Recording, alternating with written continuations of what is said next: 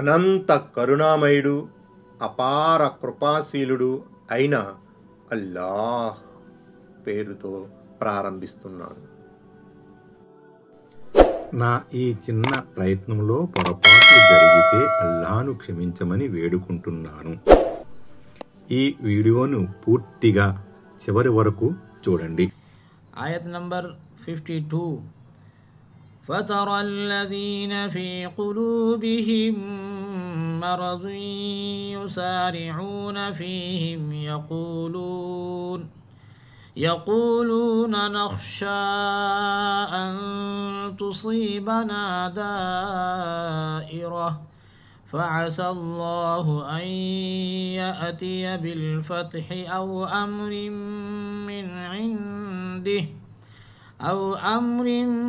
من عنده فيصبحوا على ما أسروا في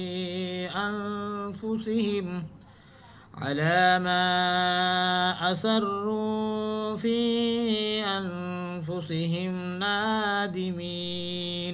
ఆయత్ నంబర్ 52. మరి హృదయాలలో కాపెట్య రోగం ఉన్నవారు పదే పదే వారి వైపుకు పరిగెత్తడం నీవు చూస్తావు. అంతేకాదు, మాపై ఏ ఆపద వచ్చి పడుతుందోనని మేము భయపడుతున్నాం అని వారంటారు.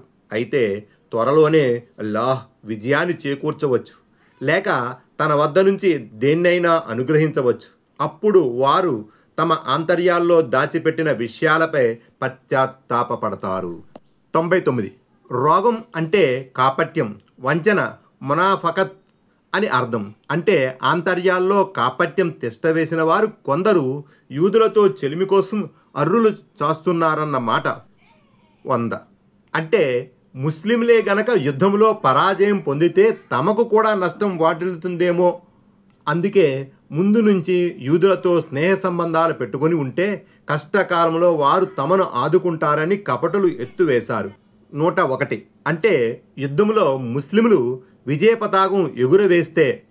102. అంటే ముస్లింలకు విజయం వరించి యూదులు క్రైస్తవులు జిజియా చెల్లించవలసిన పరిస్థితి ఏర్పడితే కపటులు తమ హస్వదృష్టిపై సిగ్గుపడి మళ్ళీ ముస్లింలకు దగ్గరవడానికి ప్రయత్నిస్తారు.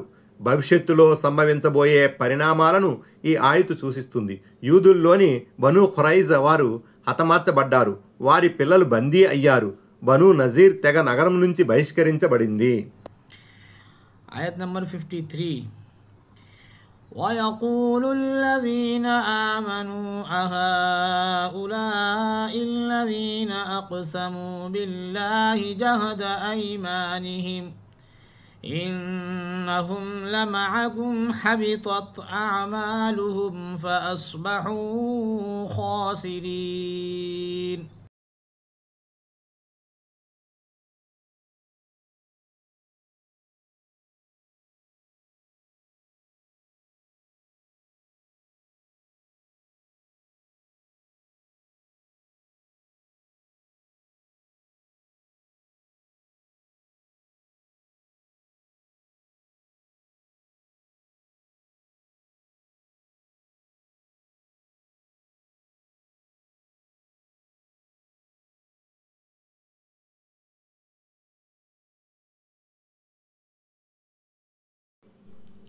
ఆయత్ నంబర్ 53.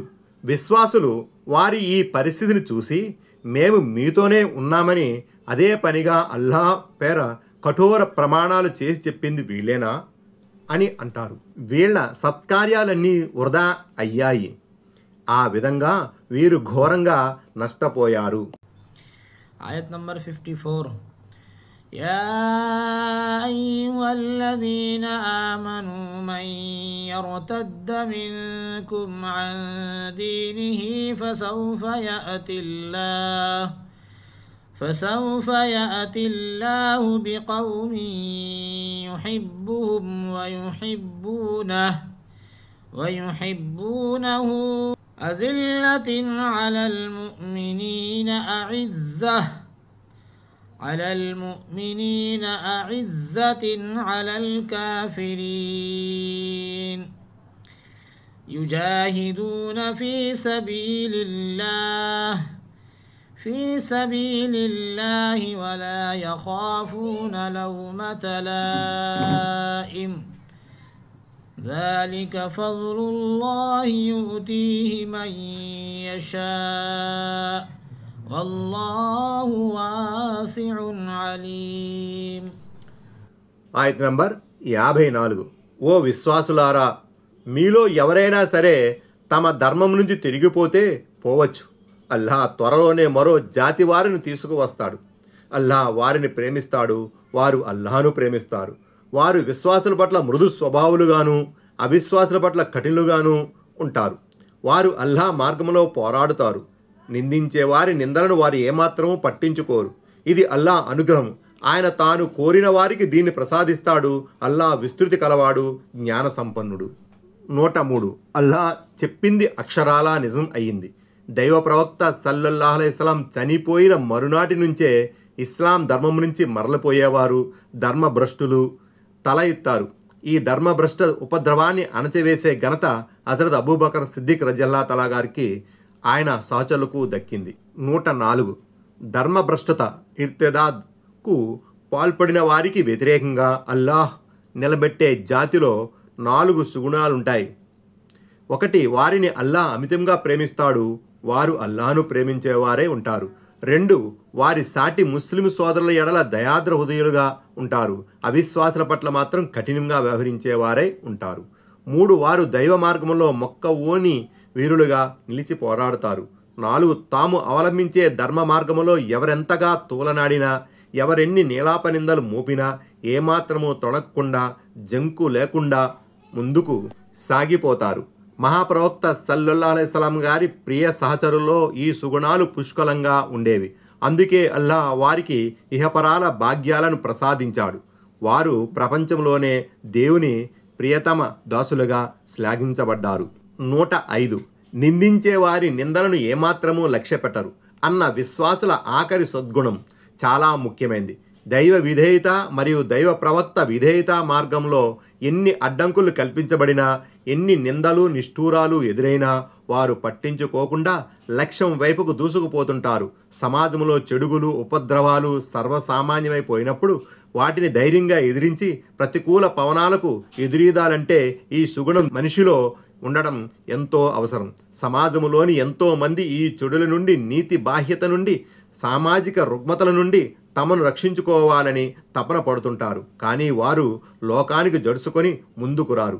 ఈ మార్గంలో ఎదురయ్యే కష్టాలను సహించడానికి, మీద పడే అభాండాలను మోయడానికి, దుర్విమర్శలను అపనిందలను భరించడానికి సాహసించరు.